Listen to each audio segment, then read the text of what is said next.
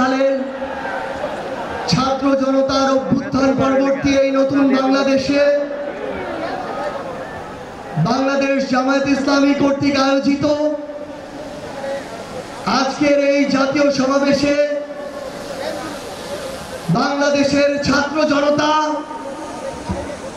আমার অভ্যুত্থানের সহযোদ্ধা, জাতীয় নেতৃবৃন্দ সকলকে জাতীয় নাগরিক পার্টি এনসিপির পক্ষ থেকে সশ্রদ্ধ সালাম। আসসালামু আলাইকুম ওয়া রাহমাতুল্লাহ। সংগ্রামী সহযোদ্ধারা, অভ্যুত্থানের 1 জুলাই পেরিয়ে আমরা আরেক জুলাই এসে উপস্থিত হয়েছি, কিন্তু বাংলাদেশ থেকে মুজিববাদীদের ষড়যন্ত্র এখনো শেষ হয়নি। গোপালগঞ্জে এখনো মুজিববাদীদের আস্তানা ঘিরে রয়েছে। মুজিববাদীরা এখনো বাংলাদেশের বিভিন্ন জায়গায় সক্রিয় রয়েছে। এই মুজিববাদ একটি আদর্শ, শুধু আইনিভাবে এই মুজিববাদের মোকাবেলা করা যাবে না।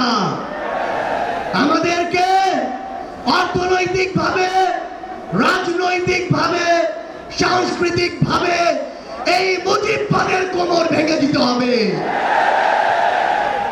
আমাদের মধ্যে রাজনৈতিক মতপার্থক্য থাকতে পারে, কিন্তু এই মুজিববাদের প্রশ্নে, এই স্বৈরাচারের প্রশ্নে অভ্যুত্থানের সকল শক্তিকে ঐক্যবদ্ধ থাকতে হবে। সংগ্রামী সহযোদ্ধারা, এই বাংলাদেশে আবার নতুন করে মুজিববাদী ভারতপন্থী শক্তিগুলো এখন সক্রিয় হচ্ছে। আমাদের মধ্যে মতপার্থক্য থাকতে পারে, কিন্তু এই বাংলাদেশে বাংলাদেশপন্থী ব্যতীত কোন দেশপন্থী, কোন বাকপন্থী, কোন শক্তির আর জায়গা হবে না।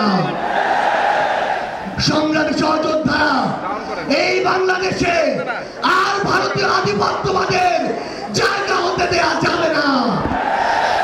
অন্য যে কোনো দেশের নামে কোন আধিপত্যবাদের জায়গা এই বাংলাদেশে হতে দেওয়া যাবে না। সংগ্রামী সহযোদ্ধারা, হাজারের অধিক ছাত্র জনতা জীবন দিয়েছে। আমার হাজার হাজার সহযোদ্ধা আজকে আমার সামনে রয়েছে। আমাদের একটা আকাঙ্ক্ষা ছিল, গত জুলাইয়ে ওই অগাস্টের 5 তারিখে আমাদের যে স্বপ্ন ছিল, আরেক অগাস্ট আসতে চলেছে, আমাদের সেই স্বপ্নগুলো পূরণ হয়নি।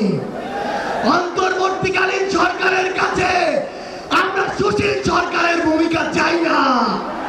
আমরা তাদেরকে অভ্যুত্থান পরবর্তী সরকারের ভূমিকায় দেখতে চাই। আমরা স্পষ্ট করে বলতে চাই, অভ্যুত্থান পরবর্তী বাংলাদেশে আমাদের বিচার লাগবে। এই বাংলাদেশে খুনি হাসিনার বিচার হতেই হবে। খুনি হাসিনার বিচারের রায় হতেই হবে। খুনি হাসিনার বিচারের রায়ের কার্যকর আমরা দেখতে চাই। আমরা স্পষ্ট করে বলতে চাই, এই বাংলাদেশে বিচার বিভাগকে কোন দলের বিচার বিভাগ হিসেবে আমরা দেখতে চাই না। আইন শৃঙ্খলা রক্ষাকারী বাহিনীকে ক্ষমতার তোষামত করা বাহিনী হিসাবে আমরা দেখতে চাই না। আমরা স্পষ্ট করে আপনাদেরকে বলি, 72-এর মুজিববাদী সংবিধানকে এক পাশে রেখে কোনদিন এই বাংলাদেশপন্থী বাংলাদেশ সম্ভব নয়। আমাদের নতুন সংবিধান লাগবে, আমাদের গণপরিষদ নির্বাচন লাগবে, আমাদের নারীদের অধিকার আমাদের নিশ্চিত করতে হবে, আমাদের সংখ্যালঘু ভাই বোনদের অধিকার আমাদের নিশ্চিত করতে হবে। আমরা 1947 সালের উপনিবেশ বিরোধী যে আকাঙ্ক্ষা, 71-এর স্বাধীনতার যে আকাঙ্ক্ষা, 24-এর মুক্তির যে আকাঙ্ক্ষা, সেই আকাঙ্ক্ষাকে ধারণ করে ঐক্যবদ্ধভাবে আমাদের আগামীর বাংলাদেশ গড়তে হবে। আমরা স্পষ্ট করে সর্বশেষ একটি কথা বলে যাই, ফ্যাসিস্ট বিরোধী 24-এর শক্তি আমাদের ঐক্যবদ্ধ থাকতে হবে। তবে ঐক্যবদ্ধ মানে এই নয় যে আমরা আমরা কারো অন্ধভাবে দালালি করব। কেউ যদি চাঁদাবাজি করে আমরা সেটা মুখের উপরে বলবো, কেউ যদি সিন্ডিকেট চালায় আমরা সেটাও বলবো, কেউ যদি দখলদারিত্ব করে আমরা সেটাও বলবো। তবে আওয়ামী লীগের প্রশ্নে আমরা ঐক্যবদ্ধভাবে আমাদের লড়াই চালিয়ে যাব। সংগ্রামী সহযোদ্ধারা, রাজনীতিতে প্রতিদ্বন্দ্বিতা থাকবে, প্রতিযোগিতা থাকবে, কিন্তু রাজনীতির যে সৌন্দর্য, এই সৌন্দর্য যেন আমরা ধারণ করি, তাহলে আগামীর বাংলাদেশ সামনের দিকে এগিয়ে যাবে। রাজনৈতিক প্রতিদ্বন্দ্বিতা যেন ব্যক্তি আক্রমণে কোনোদিন রূপ না নেয়। ইনশাআল্লাহ ফ্যাসিস্ট বিরোধী 24 শক্তি ঐক্যবদ্ধভাবে আমরা আগামীর বাংলাদেশ গড়ে তুলব।